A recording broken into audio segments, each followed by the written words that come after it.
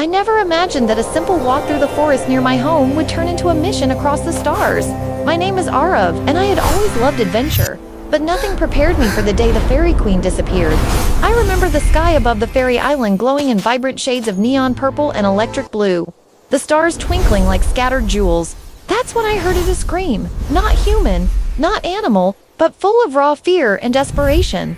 Something had taken the Fairy Queen, and the entire island trembled in her absence. At first I thought it was a dream, a strange hallucination caused by the glowing flora and floating crystal rivers. But the fairy father appeared majestic, luminous, his wings pulsing with golden light, and his eyes reflecting the weight of worry.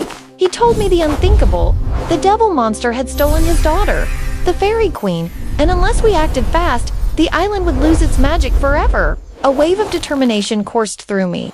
I couldn't let this happen, not to the Queen, not to the island. I strapped on my tech wristband, which immediately synced with the Fairy Father's energy signature, guiding me toward the first trail of the monster's path. The journey began in the Galactic Fairy Ring, a mystical corridor of floating islands that shimmered like liquid rainbows in zero gravity. I leaped from one glowing platform to another, my jacket catching the light of neon flora, reflecting streaks of magenta, turquoise, and gold.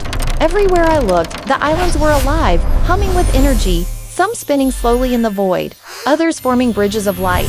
I could feel the air vibrate with power. Every step, every jump, every swing from a floating vine seemed to push me further into a world that felt impossibly alive. The monster had left traces pulsing dark energy, broken crystal shards, and echoes of a scream that chilled my spine and made my heart race faster. Then came the first challenge. The machines left behind by the ancients to protect the island. They weren't enemies, not exactly, but they tested everything about me: my courage, my timing, my intuition. Panels of light shifted, platforms rotated, and energy barriers formed puzzles I had to solve on the move. The Fairy Father guided me in spirit, whispering instructions and golden pulses that I could feel on my wristband. I dodged swinging laser vines, leaped across floating holographic bridges, and narrowly avoided falling into crystal chasms that shimmered like liquid light. Each obstacle seemed alive, almost playful, as if the island wanted to see if I was worthy of saving its queen. The further I went, the more dangerous it became. Shadows lengthened, and the air thickened with tension.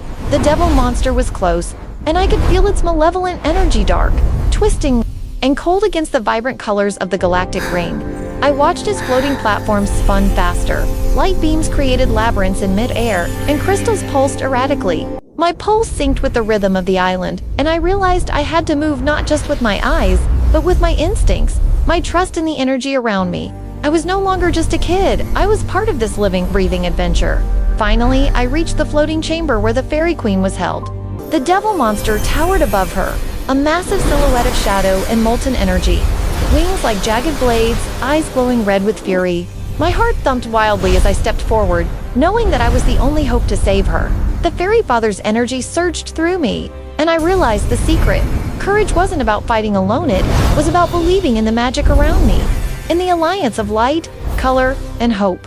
I extended my hand, my wristband flaring, connecting with every pulse of the galactic fairy ring. In an instant, the energy of the island responded. Light spiraled around the devil monster, wings of luminous particles forming barriers that held it in place. I focused on the queen, sending waves of belief and courage, and her wings began to glow, small at first, then brilliant, as if her life force itself was singing. The devil monster roared, a deafening sound that shook the island, but the united energy of the ring, the queen, and my own courage pushed it back. With a final surge, the monster dissolved into sparks, exploding into harmless fragments of dark energy. Scattered by the light, the Fairy Queen floated toward me, radiant, her wings fully restored, shimmering with every color imaginable. The galactic ring responded, spinning slowly, pulsing with joy and relief. Streams of light connected every island, flowers and crystals danced in harmony, and the air shimmered with laughter and song. I had never felt a rush like this: danger, triumph, and magic all blended into one perfect moment.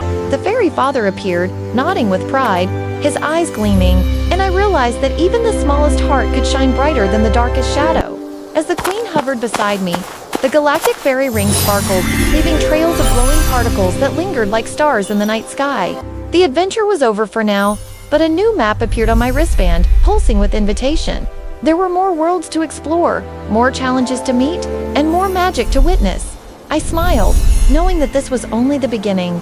The universe was vast, full of secrets, and I had a place among the stars now. If this story made your heart race with wonder, don't forget to share it with a friend. Comment your favorite part, and subscribe to join me on every futuristic journey where courage, color, and imagination bring life to incredible adventures. The galactic fairy ring is waiting, and so am I.